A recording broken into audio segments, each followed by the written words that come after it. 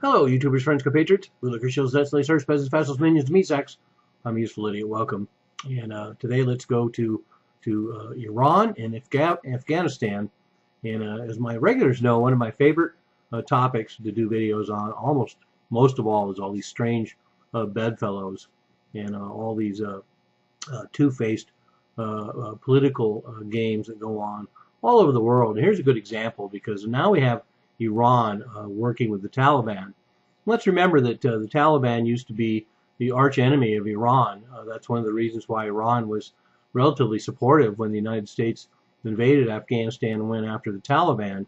They did not like the regime there, and in fact, Iran spent a lot of money supporting the Northern Alliance that rebelled against the Taliban, and which ended up being the same bad actors that the United States worked with, the Northern Alliance, to topple the Taliban and set up this puppet government in Afghanistan.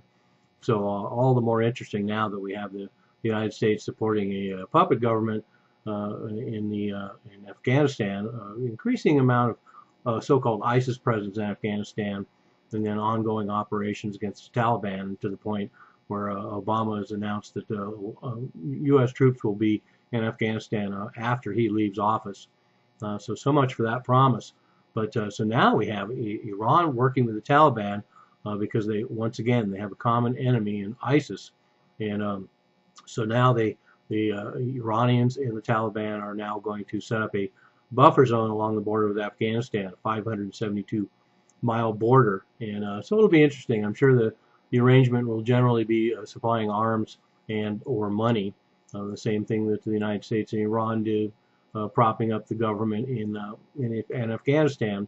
That's one of the interesting things about this as well, because Iran has been relatively supportive of the Karzai government and has greased the wheels in Iran and part of the so-called standing government there, but now also works with the Taliban.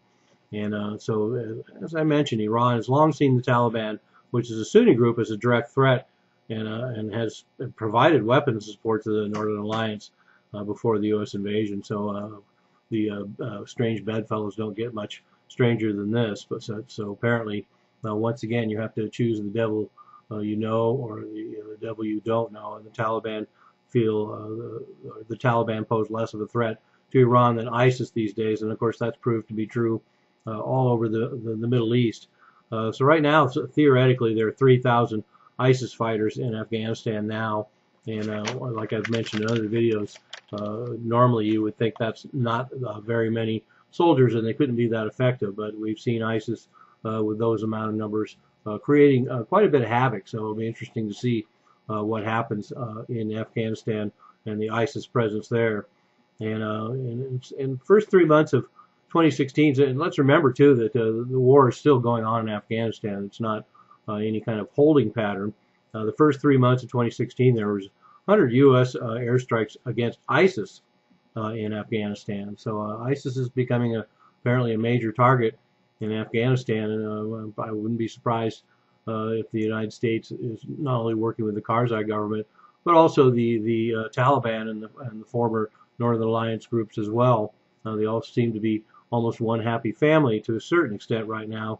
And then, of course, Iran sees ISIS as an extension of Saudi Arabian influence, much the same way they did with Al-Qaeda. And so that plays into this as well. So you got to choose your friends and enemies carefully. And so sometimes they're the same people. I'm a useful idiot. Don't you be one too.